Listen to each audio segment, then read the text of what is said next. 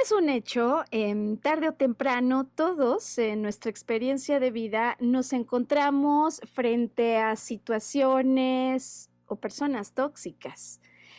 Aun cuando en algunos casos pues parecería indispensable soltar, muchas veces por algún motivo no podemos hacerlo. O una vez que soltamos lo tóxico, nos volvemos a encontrar con eso y sufrimos de nuevo. Si se trata de lo tóxico, ¿por qué no lo puedo soltar? ¿Por qué me vuelvo a encontrar con eso? A final de cuentas, ¿qué es lo que es verdaderamente tóxico y qué no lo es? ¿Hasta dónde yo podría estar involucrado en el comportamiento de lo tóxico que veo que se acerca y no se aleja de mi vida? Pues buenos días, buenas tardes, buenas noches, dependiendo de la zona horaria y el momento en que conectes con nosotros.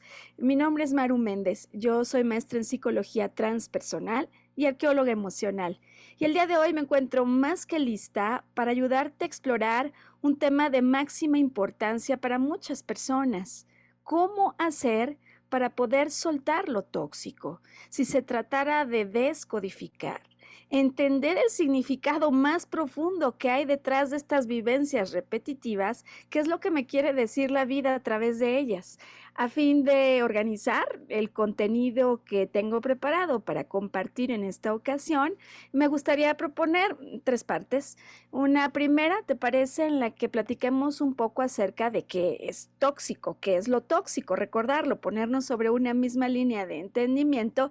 Y cuando se trata de personas tóxicas o situaciones tóxicas, ¿por qué nos referimos a ellas de esta manera? En segundo lugar, me gustaría que revisáramos juntos tres casos, tres situaciones basadas en historias de personas con las que trabajo día a día, de forma tal que podamos entender en primer lugar las implicaciones que hay por no soltar lo tóxico, pero sobre todo que podamos profundizar en la verdadera razón por la que aún dándome cuenta de algo que siento que me perjudica, que me daña, que me lastima, no lo puedo soltar. Y por más que lo piense y me decida, parece que hay algo más allá de mis fuerzas que hace que me mantenga muchas veces por años aferrado a estas cosas que no me sientan bien, que no le hacen bien a mi cuerpo. Entonces vamos a aprovechar estos tres ejemplos para explicar por qué no puedo soltar, también para dilucidar verdaderamente ya sobre la práctica. ¿Es tóxico o no es tóxico esto? Y desde luego lo que para muchos es fundamental, ¿cómo se le puede hacer? ¿Qué estrategias te podemos recomendar para detectar lo que no te está haciendo bien y poder, a la luz de estos ejemplos, obtener tus propias conclusiones sobre qué sí puedes hacer y qué puede estar ocurriendo? Bien, pues comenzamos sin más. Tóxico. eh, Seguro te ha pasado, ¿no? Porque decimos, me intoxiqué, comí algo y me intoxiqué. Tóxico, desde luego, pues si se trata de una sustancia, un alimento, pues es algo que puede tener características de venenoso o que definitivamente puede causar trastornos, incluso a veces hasta la muerte, condicionando lesiones, por ejemplo, por razones químicas. Es decir, que físicamente hablando, inciso A, tóxico es aquello que me puede lesionar. Ahora bien, cuando se habla de personas tóxicas, las definiciones que pueden ser muy variadas, en general coinciden en apuntar a personas cuyas reacciones emocionales constantes, continuas, podrían ser perjudiciales sobre su ambiente o una persona en particular. Y desde luego que aquí cabe aclarar este tema tan debatido por algunos de si yo puedo, digamos, decir o afirmar que otro me perjudica, que otro me lastima, y como pues muchas veces dicen, no, el otro no te puede perjudicar, tú eres el que permites que otro te perjudique. Más allá de esto, y hablaremos con más profundidad ya en los casos, te compartiré mi punto de vista al respecto. Lo que sí es un hecho es que existen personas que continuamente están emitiendo emociones de esas que caracterizamos en el espectro de lo negativo, de lo incómodo, de lo que no se siente bien en el cuerpo. Es decir, personas que inundan el ambiente que les rodea de este tipo de reacciones que muchas veces lo hacen de manera no consciente, ¿no? Es decir, podríamos muchas veces pensar en la persona tóxica como alguien que decididamente, intencionadamente me quiere dañar y yo soy víctima de su toxicidad.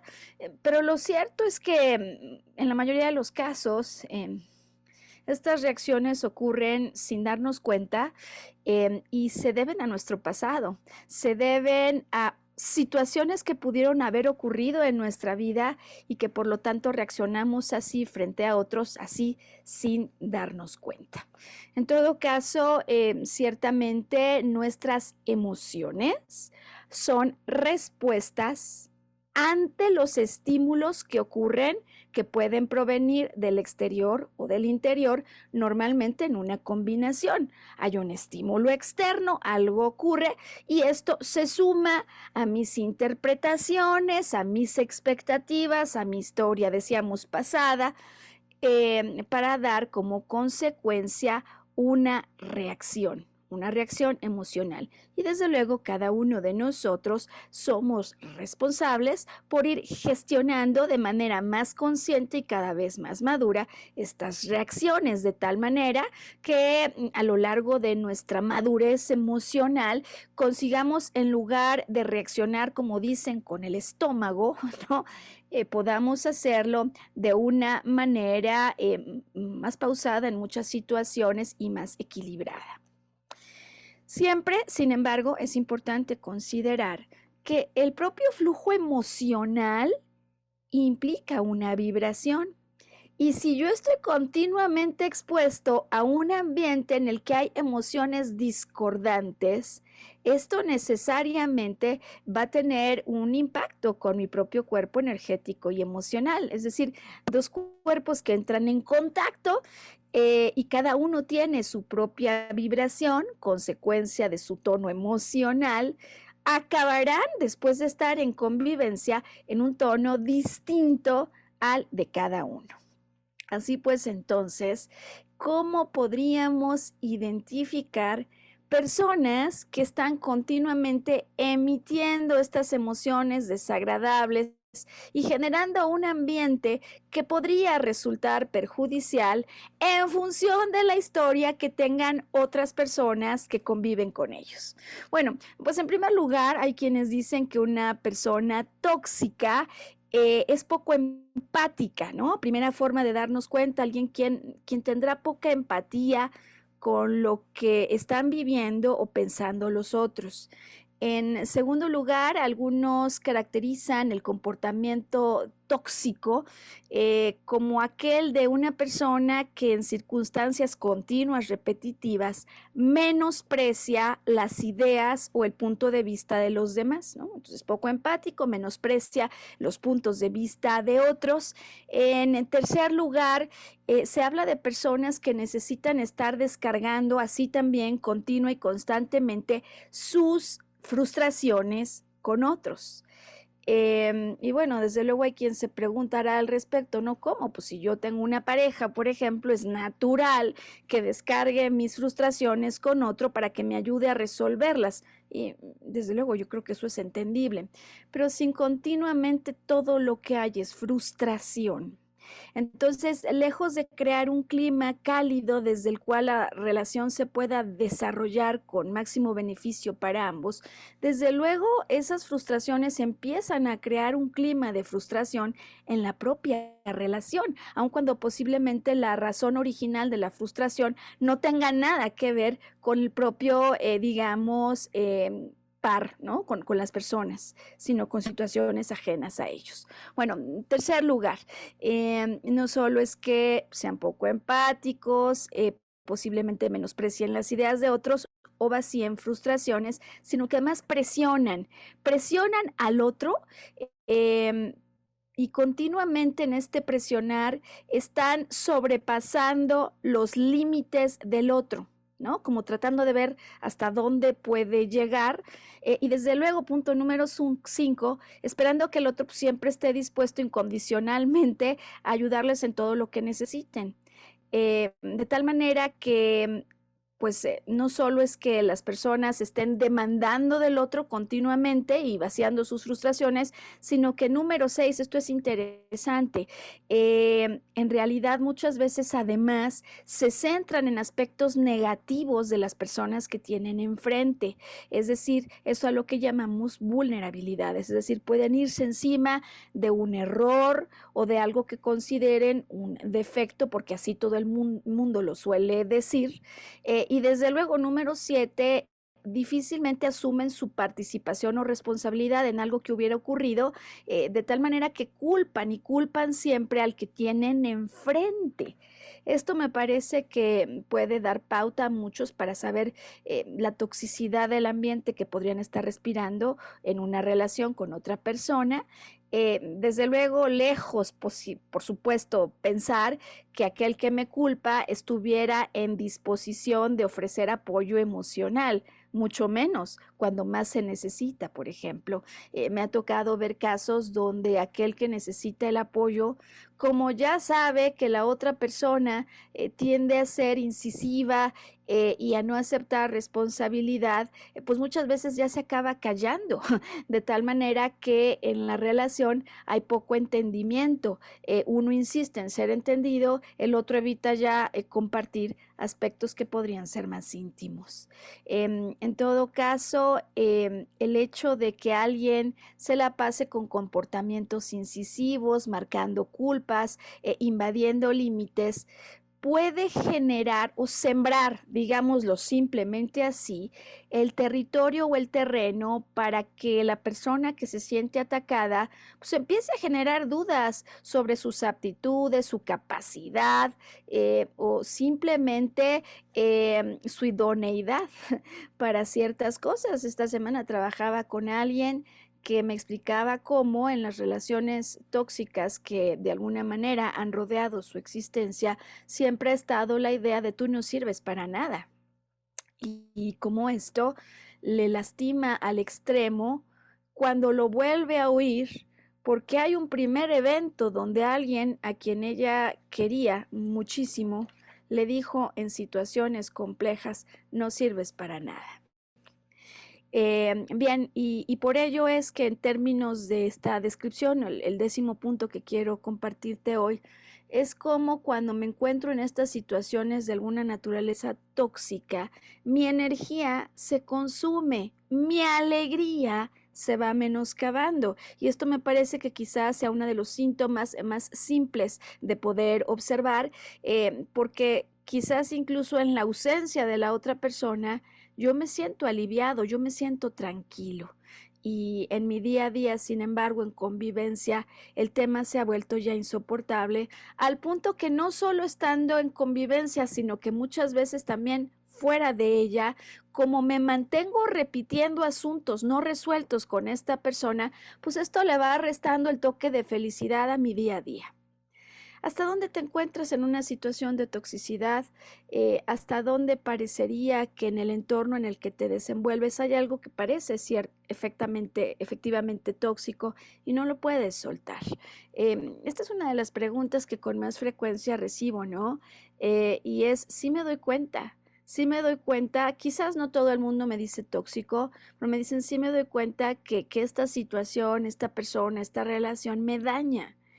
Y repito que sería debatible y hay quienes afirman contundentemente esta situación no te puede dañar, sino que eres tú el que se permite dañar.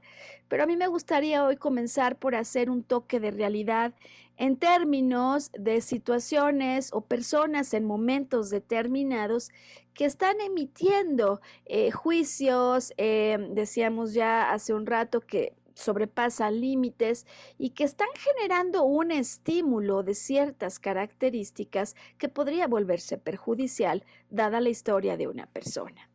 Bien, habiendo anotado esto, habiendo puesto este marco de referencia, eh, creo que es importante explicar a grandes rasgos, más allá de razones generales como si el otro te lastima, es porque tú te estás dejando lastimar, que yo veo en realidad tres cosas que en general pueden ocurrir cuando yo ya sé que algo o alguien me lastima y no puedo hacer nada al respecto. En primer lugar, me he encontrado con, digamos, casos en los que en efecto el estímulo que yo recibo de otro provoca una emoción desagradable en mi interior. Esto ocurre con una enorme continuidad, pero resulta que mis emociones, a su vez, son consecuencia de un condicionamiento que fue impuesto por otros, condicionamiento que me hace creer, que me hace pensar, que me hace sentir que no es buena idea poner límites sanos, que no puedo decir que no y que no puedo soltar a otros, sino que en verdad yo soy culpable. He visto condicionamientos que se establecen desde la adolescencia, la primera infancia e incluso algunos condicionamientos que ocurren desde antes que alguien nazca. Recuerdo muy bien el caso de un joven que se había dedicado toda su vida a cuidar a su mamá, a sus tías, a sus abuelos, y cada que había un familiar enfermo, tendría que cuidarlo. Y quien, por cierto, recuerda durante su sesión de terapia cómo es que mamá siempre le ha contado que cuando estaba embarazada de él, ella tenía el deseo, el anhelo de que viniera a cuidarlos a todos. Y estas cosas que en términos de descodificación se conocen como proyecto sentido, muchas veces minimizamos el impacto que pueden tener en nuestra vida, pero forjan un condicionamiento como una programación no consciente que nos va a acompañar y que hace muy difícil que podamos alejarnos de este mandamiento a no ser que operemos en plena conciencia de lo que ocurrió en el pasado y que logremos cambiar la huella no consciente que esto deja en nuestra memoria celular en el mismo lenguaje no consciente en el que esto es grabado. He visto otros casos donde el condicionamiento, decía, ocurre un poquito más tarde. Por ejemplo, cuando un padre ve a su hijo dudar en términos vocacionales y después de meses, quizás años, en que el chico se debate, la chica no sabe qué elegir, el padre un buen día le dice, pues te voy a pedir que si ya elegiste esta carrera, te adhieras a ella. Y posible el padre, digamos, buscando que su hijo tenga una cierta constancia o disciplina, que desde luego es importante, pero el hijo en un momento de absoluto desconocimiento y alejado de verdaderamente su pasión. Y he visto casos donde muchos años después parece que lo que el hijo hace no le gusta, crea un ambiente tóxico sin que nadie así lo esté deseando, es tóxico, le perjudica, no le hace sentir bien en el corazón al hijo o a la hija y cuesta un trabajo del demonio separarse de eso porque hay un condicionamiento que fue establecido en un momento donde la mente no consciente entendió la instrucción y va a ser así. ¿Para qué? Para que uno pueda sobrevivir de acuerdo con las instrucciones que recibió, por ejemplo, de los padres.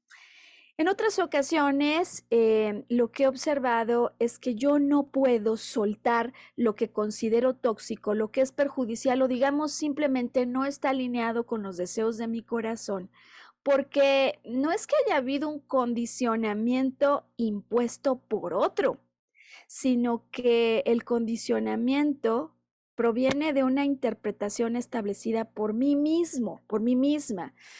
Cuando, por ejemplo, a raíz de una vivencia extrema, algo que me perjudicó, que me dañó y que viví normalmente con ojos de pequeño, yo arribo a conclusiones o estrategias de sobrevivencia que son incorrectas. Pongo el ejemplo para que se explique esto mejor. Es el caso de una mujer que me visita y la razón de su consulta tiene que ver con no poderse desprender de una relación de esas que muchas veces se llaman codependientes, ¿no? Nos hacemos daño, estamos claros, esto se sabe desde siempre, pero no lo puedo soltar y no sé por qué. Y cuando estudiamos su historia, es claro cómo el novio es idéntico al padre, en el sentido de que el padre siempre la hacía sentir insuficiente, no estaba a la altura de las expectativas, y la conclusión de una niña pequeña que quiere llamar la atención del padre y que quiere ser perfecta para recibir ese amor o ese afecto que cree que si no, no va a llegar, es: si alguien me rechaza, el problema es que yo estoy haciendo algo mal. Y va a terminar relacionándose siempre con personas que la van a rechazar, que la van a atacar verbalmente, tal como hacía el padre, hasta que llegado un momento extremo, ella pueda despertar y reaccionar para darse cuenta que no se trata de convencer al otro del valor que ella tiene, sino de ser ella misma la que reconozca lo amorosa y valiosa que es, simplemente por ser y estar sin necesidad de hacer.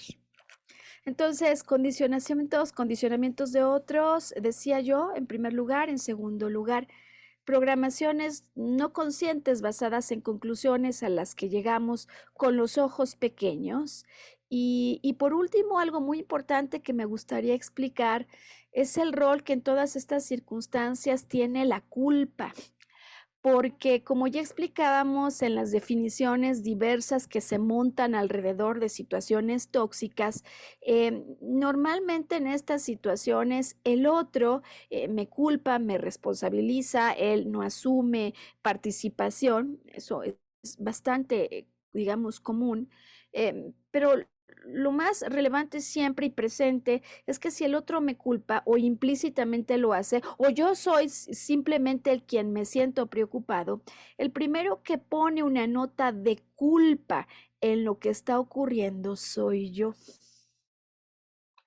Ante una situación tóxica, una persona tóxica o cualquier condición de toxicidad que me perjudica, ya sea física, verbalmente, psicológicamente, emocionalmente, hay una característica bastante repetida y de la que poco se habla, y es el rol de culpabilidad que yo decido, que yo pienso, que yo creo, que estoy seguro que yo tengo. Y como tengo una participación, entonces me asumo en esta relación y continúo en ella con una culpa que sin embargo me paraliza y no me permite entender, si acaso hubiese tenido yo una participación, cuál es mi verdadera participación y por lo tanto qué puedo hacer al respecto para resolverlo. Bien, pues habiendo sentado estos precedentes de lo que significa la toxicidad en el contexto de una persona o de una situación determinada, me gustaría entonces avanzar rumbo a los ejemplos que tengo preparados para ti hoy, porque me parece que nada mejor como ejemplos para ilustrar de dónde viene la toxicidad que aparentemente reporta el exterior, y decía al inicio: ¿cómo puedo enfrentar esto de una manera que me permita ser más libre, de una manera que me permita ser más pleno? Y si es necesario soltar lo que es tóxico, darme cuenta por qué no puedo hacerlo o validar si verdaderamente esto es tóxico o no. Voy con el primer caso, el caso de novios o parejas tóxicas, como el caso de una persona con quien trabajé recientemente que me dice: Maru, la verdad es que lo supe desde antes de casarme. Lo que pasa es que yo pensaba que mi pareja estaba emocionalmente inestable debido a que todavía no tenía nada seguro conmigo. No sé si esto te ha pasado. Claro, 20 años después, a veces 15, 10 años después o meses después, la persona se encuentra reportándome cosas como las que ahora te voy a compartir, que resultan un compilado de lo que escucho en muchas sesiones. La persona me dice: es que él o ella hace conmigo lo que quiere. ¿Te suena? No me escucha, me ataca, invade mis límites continuamente, es un manipulador, es una manipuladora, me arma unos dramas de campeonato. Ya no sé ni por qué discutimos, siempre acabamos discutiendo. Es más, da igual, discute por cualquier cosa. Y la última vez yo le dije: sabes qué, ya cállate. Me trata como quiere, me dicen. Me controla. Es más, me vigila minuto a minuto dónde ando. Me puso la aplicación, va siguiendo por el celular en dónde estoy, y se supone que esto es porque está preocupada por mi seguridad, pero yo me siento asfixiado o asfixiada. ¿Qué tal estas otras? Explota como loco por nada y eso pasa siempre. Yo ya sé que eso va a pasar siempre, por ejemplo, los lunes o cuando llega el fin de semana. Me saca bronca de todo, me lastima verbalmente, se burla de mí, me ataca, decíamos, continuamente, pero encima en mis vulnerabilidades. Y podría yo seguir, pero me parece que lo apropiado al respecto es decir, que aquí podría haber un larguísimo etcétera. Si ya lo sé, si esto me perjudica. Viene entonces la pregunta con la que verdaderamente podemos empezar a cavar a fondo y encontrar soluciones accionables. ¿Por qué sigo con él o con ella? ¿Para qué sigo con él o con ella? Y sabes, es bien interesante la respuesta a la que comúnmente llegamos, ¿no? O las personas con las que trabajo llegan, porque usualmente me dicen, no me quiero quedar solo, tengo miedo a morir solo, por ejemplo, eh, o hay algo que particularmente estoy viviendo, ante lo cual en estas circunstancias no lo quiero soltar. El hecho de haber escuchado de manera muy reciente este argumento o la famosa técnica no te puedo soltar ahora, ahora que se empieza a prolongar en meses, años y infelices días, ¿no? Recordé algo que yo viví y que por lo tanto me gustaría poder explicar ahora, como en su momento se lo expliqué a la persona con la que trabajaba. Entiendo, ¿sabes? Te puedo entender plenamente ante la técnica llamada no te puedo soltar ahora, porque yo la quise emplear en más de una ocasión. En la primera ocasión, pues todos se habían ido de mi casa, ¿no? Mis hermanos ya estaban casados, mi madre se había vuelto a casar y mi papá se iba de casa, anunciaba también sus segundas nupcias. Yo acababa de cambiar de trabajo, estaba lejos de amigos y todo aquello de lo que sentía que me podía agarrar era un novio, relación absolutamente tambaleante con alguien que no estaba interesado en mí, además era claro que me mentía, pero yo no quería atravesar la situación sola. La primera vez que intenté esta técnica, digo, de llamarle no te puedo soltar ahora, él decidió irse y eventualmente, por supuesto, yo salí adelante.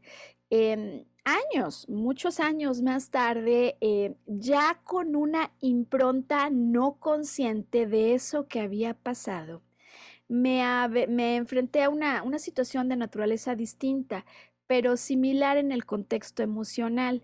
Se veía venir la muerte de un ser muy querido y yo no quería pasarla sola. Yo no quería pasarla sola. Me daba cuenta de eso, pero no me daba cuenta de dónde venía, desde dónde atrás en el tiempo podría remontarse mi deseo de no pasarla sola. En esta ocasión, recordarás la primera vez que intenté aplicar la técnica de no te soltaré por ahora, pues se había ido. En esta ocasión, esa persona siguió como yo deseaba para apoyarme en algo o en alguien, pero pues claramente esa no es una buena razón para estar al lado de alguien. Y si claramente no me valoraba, ni me trataba como quería, ni era empático con lo que me pasaba, pues mi técnica no iba a llegar demasiado lejos. Y lo que ocurrió en aquella ocasión es que uno, no solo no estuvo para consolarme, sino que contrario a mis deseos, se abrió más fuerte en mí el hueco del dolor por no sentir que me apoyaba.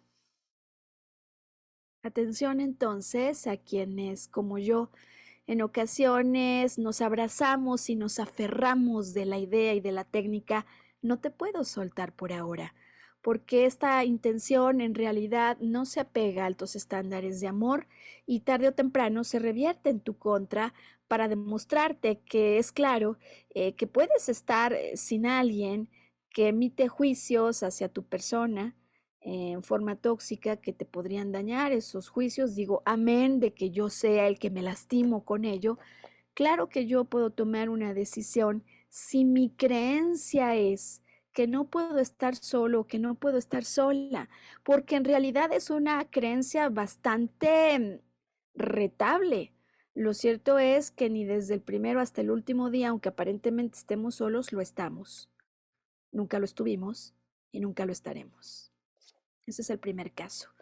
Voy con el segundo caso que me va a ayudar a ilustrarte por qué en ocasiones nos confundimos y creemos que las personas son tóxicas, aunque no lo rotulemos de esta manera, asumimos que vivimos con personas perjudiciales, las catalogamos como absolutamente amenazantes para nuestro bienestar y sin darnos cuenta hacemos de una situación perjudicial o que no operó a nuestro favor el detonador de una relación que si bien no era tóxica, luego parece que se vuelve también en contra de nosotros.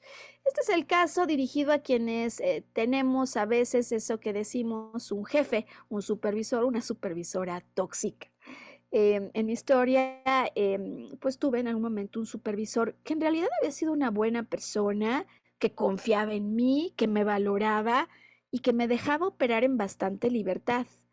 Porque ya este contexto me parece que nos puede permitir comenzar a diferenciar la constancia de toxicidad o una situación que no opera en beneficio de lo que yo quería.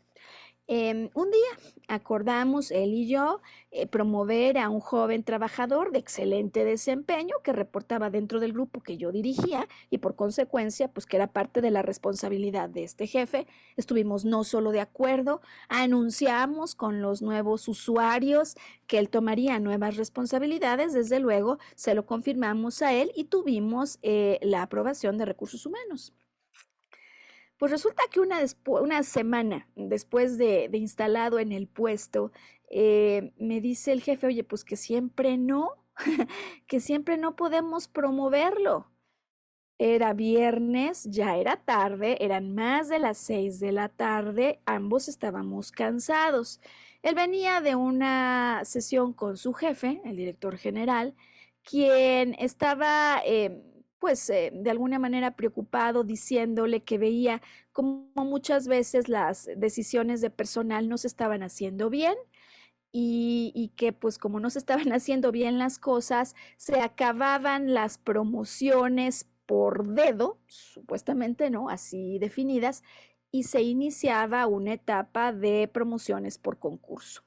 Entendible plenamente, pero bueno, a mí me toma la noticia por sorpresa, contraviene un deseo, una expectativa, un acuerdo y algo que ya habíamos comunicado. Escucho el argumento y me dicen no estamos haciendo bien las cosas, entonces por eso vamos a concursar la posición y yo preocupada, además, a toro pasado, pero pasadísimo, muchísimos años después, me di cuenta que mi reacción en ese momento estaba llena de furia y enojo porque me ligaba con algo que en el pasado a mí me había pasado cuando supuestamente me habían promovido y unos días después me habían removido del puesto. Entonces yo estaba encendida, no solo era el presente, era un pasado, pero todavía más enojada cuando escuchaba el argumento que me decían de no lo hicimos bien y ahora lo vamos a hacer bien y va a concursar.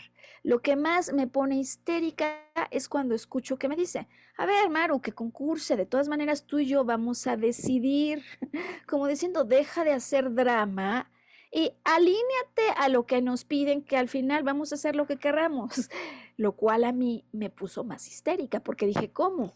Vamos a hacer todo esto porque no lo hacemos bien y de todas maneras lo vamos a elegir, pero ya lo anunciamos, pero vamos a decir que siempre no, pero de todas maneras luego pasa por un concurso arreglado. Bueno, yo estaba histérica, estaba confundida, tenía mil emociones en mí que no me permitían ver claro.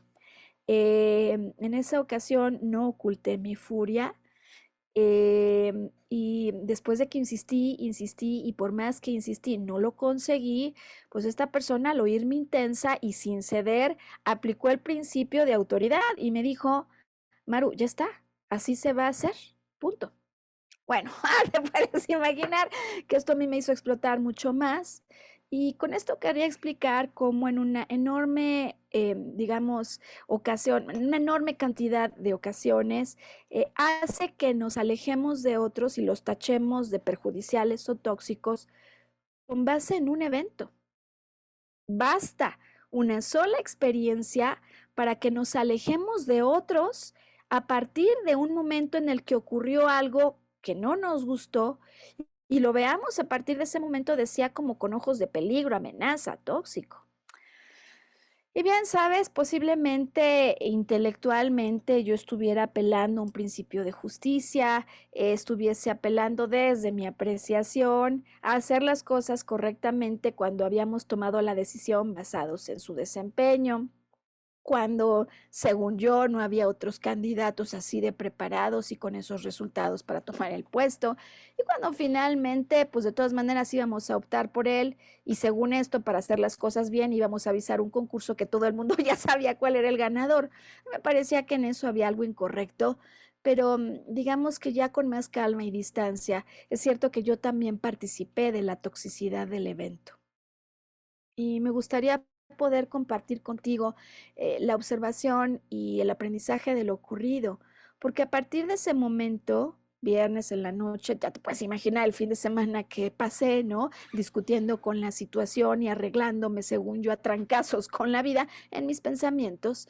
Digo que tomé una decisión tajante porque a partir de ese momento de furia total, interior, descontrolada, una forma supuesta de protegerme fue dejar de hablarle a mi jefe.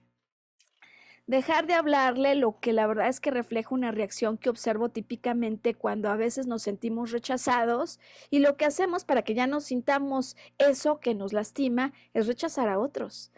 Claro, ciertamente a mí se me olvidó considerar que podía tomar distancia y darme cuenta que tanto el jefe como yo éramos un ser humano cansado esa tarde, pues que desde luego nunca hay un jefe al que le guste ser retado, no conozco ninguno, la verdad, y que menos a un jefe le gusta sentirse sobrepasado, ¿no? Y a decir verdad, no hubo muchos desencuentros antes de esto, quizá este fue el único, pero ciertamente a raíz de este desencuentro y de mi decisión tajante de no hablar y alejarme del supervisor, de retarlo, pues sí hubo desencuentros posteriores, porque digo que basta uno para que nos desencontremos. Más allá de que discutamos sobre el detalle de las circunstancias, me parece que lo más relevante en este caso que hoy te quiero compartir es como muchas veces una sola circunstancia contraria a deseos, expectativas, necesidades psicológicas, afectivas o un pasado que no se resolvió y que se vuelve a presentar. Cuando nosotros tomamos decisiones tajantes, nosotros le ponemos un condimento de toxicidad que se viene en nuestra contra. ¿Hasta dónde podrías tú, como yo en ese momento, ante una situación tóxica o algo que te perjudica, te lastima, ser el que a su vez está emitiendo, por así decirlo, una emoción o una energía mal calificada? Me refiero con ella a más toxicidad que desde luego no va a conducir a ningún buen resultado. Vamos al tercer caso, ¿te parece? Este último me parece muy relevante a mí, ¿sabes? Porque se refiere a familiares tóxicos. Puede ser que un jefe eventualmente yo decida, no, definitivamente no es la situación, es el jefe y me cambio de jefe, me cambio de trabajo. Pero hay situaciones y relaciones familiares muy cercanas que parece pues que es algo que tengo que soportar y que se vuelven continuamente asuntos que me vuelven a lastimar.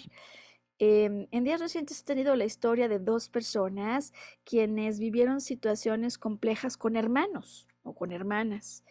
Recordarás que fue justo el podcast previo en el que yo explicaba el caso de una mujer con una hermana muy agresiva, que en ausencia de sus padres, pues no solamente era violenta verbalmente con los hermanos menores, ¿no?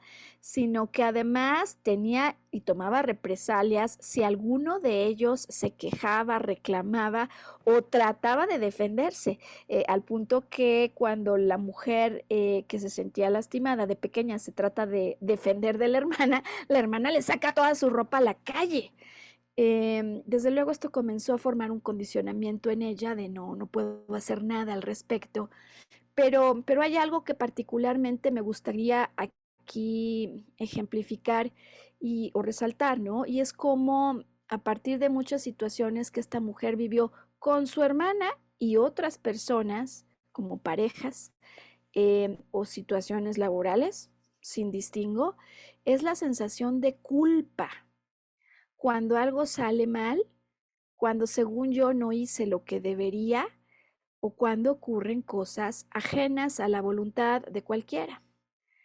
Ocurre y a mí me deja realmente sumamente impactada la historia que te voy a platicar, que en la historia de esta mujer a la que se le venían encima, como decíamos la vez pasada, que estaba conviviendo en un ambiente donde alguien de alguna manera sacaba sus emociones y volcaba sus frustraciones en otros, que pues ella trata de conseguir relaciones en el exterior que le ayuden a aliviar un poco la presión que se vive al interior del seno familiar y establece una relación con un novio. Alguna noche tiene una premonición y ella sueña que alguien muy querido va a morir si ella sale. Alguien muy cercano va a morir si ella sale. Resulta que ella, día siguiente, sale de viaje, lo que coincide con la muerte de su novio. Y dadas las circunstancias que ella había experimentado, las premoniciones que había tenido y los ojos con los que en ese momento veía las cosas, ella concluye que ella tiene la culpa. Me parece que con la distancia que nos permite narrar una historia una vez que ha acontecido, tú y yo podemos entender, incluso aún si le diéramos doble clic a la historia, que ella no tiene nada que ver, ¿no?, con la muerte del novio, pero como tuvo la premonición y esta idea, asocia culpa. Este solo es un ejemplo de algo que le pasa continuamente en interacción con otros. Siente culpa, por ejemplo, porque tuvo que salirse a trabajar y no pudo cuidar a los hijos.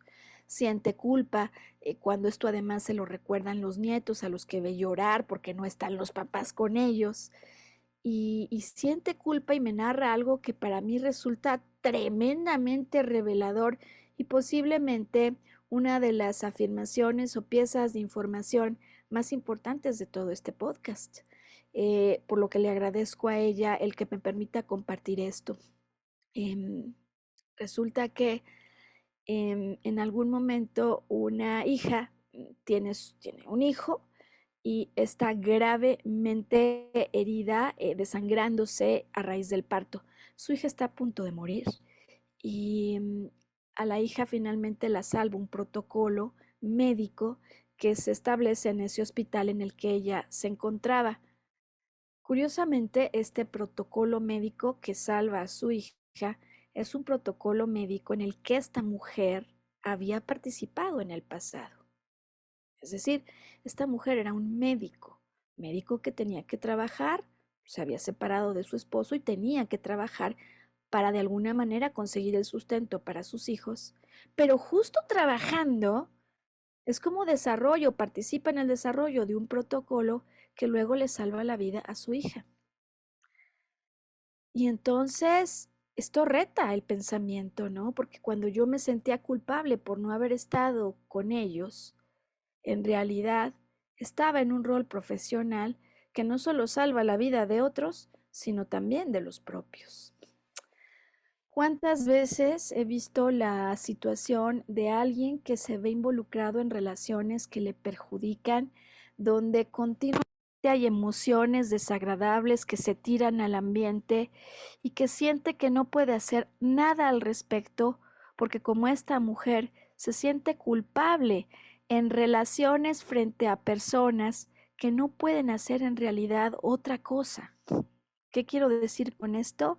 Que en muchas ocasiones cuando yo me culpo por no haber hecho algo en una relación, en realidad pierdo de vista que el otro es el que más bien no puede.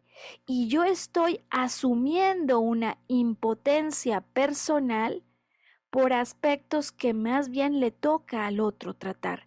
Y la forma en la que yo participo de esto es creyendo que a mí me correspondía hacer cosas y como no puedo hacerlas, me vuelvo a sujetar a una relación en continua toxicidad pensando que soy culpable y lo tengo que soportar.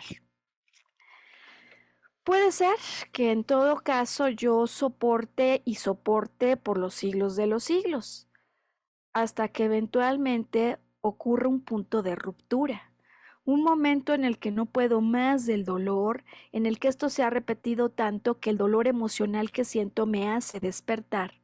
O en algunas otras ocasiones, como anticipaba en el arranque del podcast, puede ser que lo que ocurra es que sea mi propio cuerpo el que me diga que aquí hay algo que tengo que atender, que aquí hay una situación que verdaderamente pide una consideración mayor.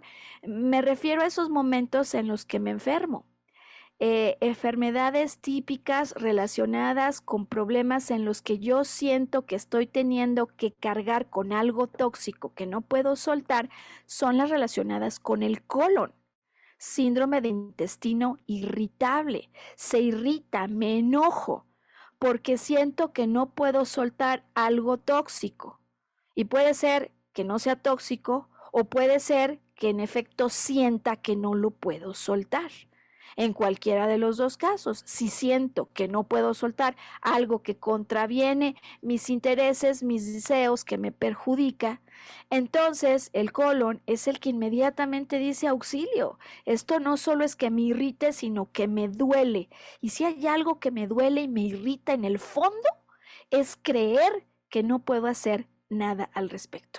Así que bueno, para esos casos de intestino irritable, con los, digamos, elementos que hemos presentado el día de hoy, espero que tengas a tu consideración una lista de asuntos a observar para poder catalogar la situación que tengo frente a mí. ¿Verdaderamente es tóxica? ¿Es una situación tóxica? ¿Es una persona tóxica? ¿Yo estoy haciendo de una circunstancia tóxica una constante tóxica que se vuelve en mi contra? ¿Me siento yo culpable por algo que no me pertenece?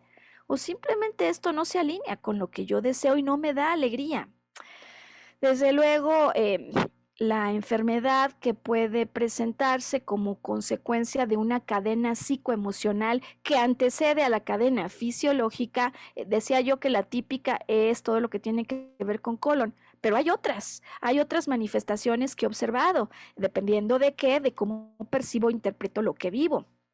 Es el caso de problemas en los nervios, de dolores neuropáticos, de problemas y dolores musculoesqueléticos. ¿Por qué? Porque a veces las personas concluimos, yo ya no quiero sentir esto que es tóxico, esto que me lastima. Mi mejor conclusión es ya no quiero sentir. Y entonces los nervios se enteran. Y he visto casos de desmielinizaciones que tienen que ver con el deseo de ya no querer sentir, cuando en realidad las sensaciones que tengo en el cuerpo y estas emociones son mi mejor brújula para poder determinar si estoy en línea con el norte de aquello a lo que apunta el corazón. En otras ocasiones, cuando yo digo está bien, cedo, con tal de mantener la fiesta en paz, cedo a lo que verdaderamente quiero o a lo que me hace bien. Entonces, esos problemas de no puedo ir en la dirección de lo que quiero se manifiestan, por ejemplo, en las piernas. Atención, dolores ciáticos de no puedo moverme en esa dirección que anhelo, porque son mensajes evidentes que se mandan y se reportan desde el interior para que pueda yo hacer una pausa y reconsiderar verdaderamente esto que está ocurriendo, en lugar de continuar con las viejas estrategias que en realidad parecerían de sobrevivencia, pero yo estoy aquí para construir vivencias plenas. En otros casos, incluso he visto situaciones de depresión o ansiedad ligadas a la idea de no puedo soltar lo tóxico, como siento que hay pérdidas continuas en mi territorio, es decir, no solo que no puedo soltar lo tóxico, sino que lo tóxico avanza continuamente, invade mi territorio, yo pierdo, me enojo, me da tristeza, pero no lo puedo expresar. Y entonces, si por mí fuera interiormente, digo, yo lo mato, pero como no lo hago, como esto es metafórico, de alguna manera el cerebro entiende y dice, ah, no, olvídalo, camisa de fuerza, un botón que me detiene o un tapón, ¿no? Que es la depresión, que me neutralizo hormonalmente para que no mate a alguien cuando perdí en mi territorio, me enojé, me entristecí y no lo pude expresar o dejé a medio expresar estas emociones. En el caso de la ansiedad, que también recibo una enorme cantidad de consultas al respecto, muchas veces en combinación con la depresión, ansiedad, pues porque quiero algo, pero es un peligro tener esto que quiero y es más problema tenerlo que no tenerlo, pero sí lo quiero, pero es un problema. Y entonces en esta cadena que forma como un bucle incompleto, lo quiero, pero al mismo tiempo no lo quiero, deviene la ansiedad que me indica con la agitación que siento, con el corazón agitado, con esta taquicardia, la operación de un sistema nervioso autónomo que está buscando salir del peligro. Ese es el verdadero significado que hay detrás de esa ansiedad, aunque posiblemente yo no lo esté viendo. De hecho, justo porque no lo estoy viendo, el cuerpo me está indicando, atención, peligro, peligro, peligro potencial, peligro potencial. Con base entonces en lo que hoy hemos expuesto, queda claro que no siempre son tóxicas las personas con las que nos relacionamos, sino solo ciertas circunstancias o situaciones que sin darnos cuenta podemos volver tóxicas a raíz de nuestra reacción ante ello. Seguro en todas estas circunstancias yo puedo y debo poner límites sanos. Eso es un hecho.